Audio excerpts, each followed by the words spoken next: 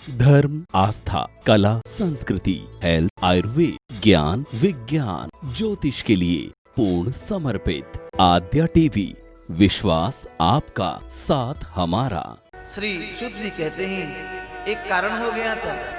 एक बार नारद जी वीणा बजाते हुए हरि गुण गाते हुए आ रहे थे। नारद जी महाराज आ रहे थे वीणा प्रनाद करते हुए, नारायण नारायण नारायण। वीणा बजाते बजाते पहुंच गए बद्रिक धाम आश्रम,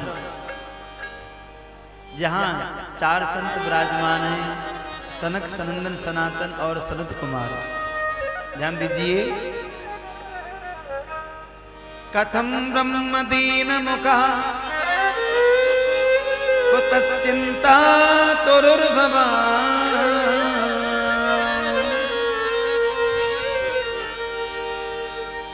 नारद जी के मुख को देखकर बोले, कहां से आ रहे हो नारद जी, कहां जा रहे हो? अरे आपका चेहरा तो हम जब देखते हैं तब खिला हुआ, हंसता हुआ, प्रसन्न मुद्रा में मिलता है, लेकिन आज आपका चेहरा ये ऐसे लटका क्यों है? और ये बात बिल्कुल पक्की है साहब, आप मानना चाहें भले नहीं मानना, लेकिन हम तो कहे बगैर मानेंगे ही नहीं। आप कितने संतुष्ट हैं ये आपसे छुपा नहीं रह सकता। चाहे बाहर से आपका महाराज हम बहुत बढ़िया है, बहुत प्रसन्न, बहुत सेवा करे महाराज, हमारा बेटा बड़ो कहे, आप लाख दलित दें मुझे, लेकिन आपका चेहरा बता देगा आप कितने संतुष्ट हैं, कितने प्रसन्न हैं। क्योंकि चेहरा हमारे पूरे शरीर का एक आईना है। और आप कारे हैं, गोरे हैं, कैसे हैं, आपको किसी से पूछने की जरूरत नहीं है। आप आईने के सामने खड़े हो जाओ और अपना चेहरा देखो, आईना तुमको बता देगा तुम ऐसे हो।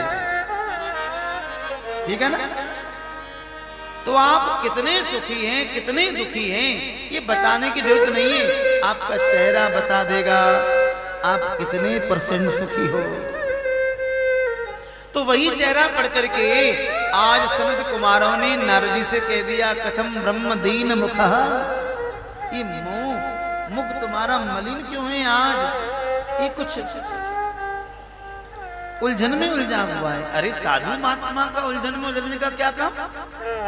तुम तो विरक्त हो, जहां मिलता है वहां खा लेते हो, जहां समय मिल गया सोने का वहीं सो गए।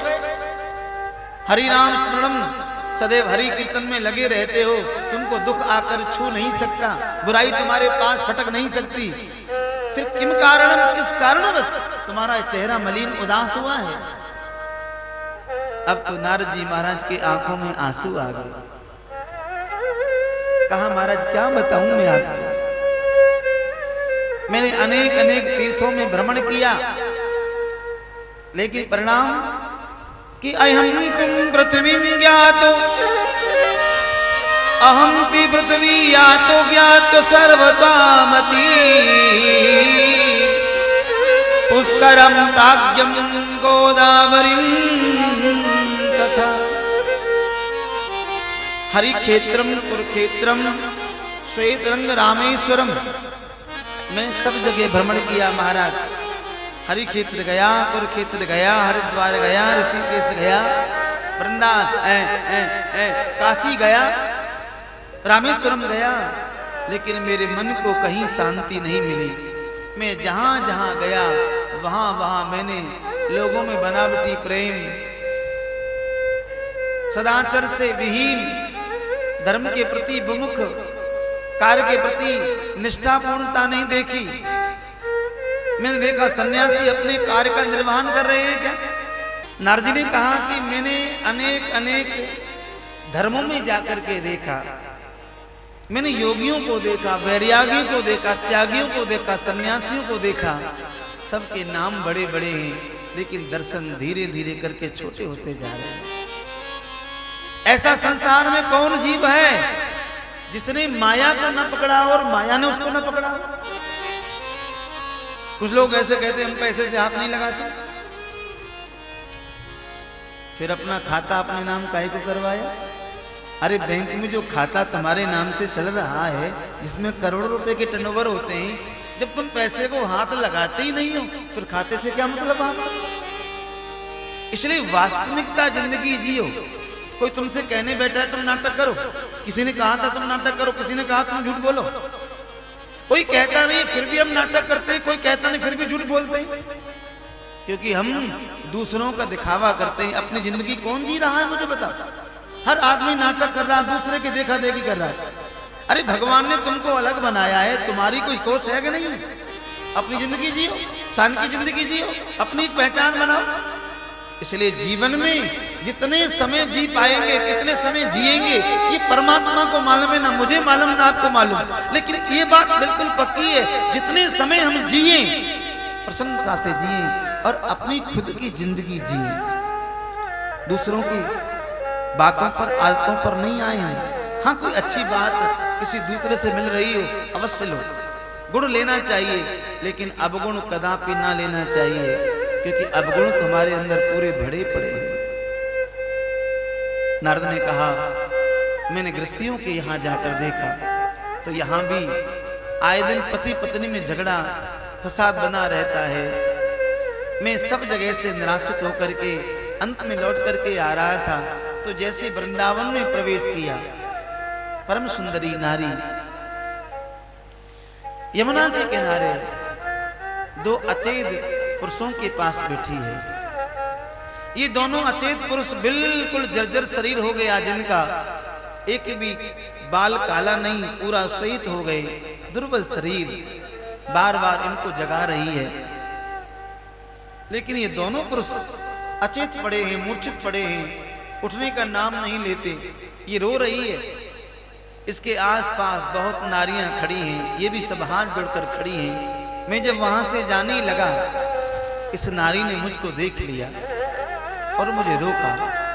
भो भो साधु क्षणं दृष्ट मत चिंतामपि नाशनं दर्शनं तव लोकस्य सर्वथा गहनं परम् सर्वथा गहनं परम् सर्वथा गहनं परम्।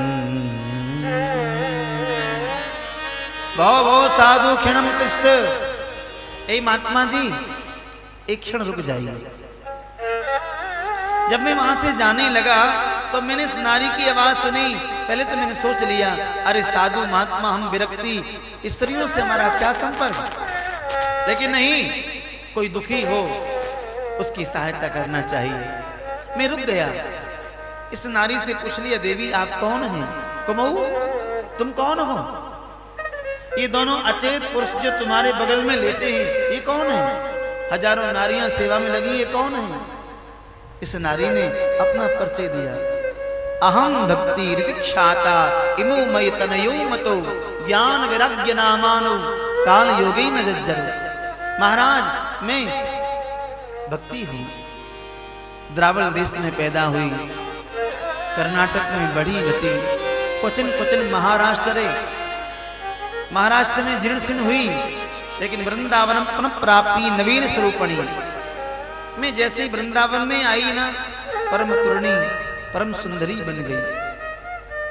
भगवान आप तो महापुरुष हैं, ज्ञानी हैं, परमात्मा के चरणों के अनुगामी हैं। आपको भूत भविष्य वर्तमान तीनों कालों का ज्ञात है। संसार में पाया जाता है माता पिता होते ही वृद्ध और संतान होती है युवान।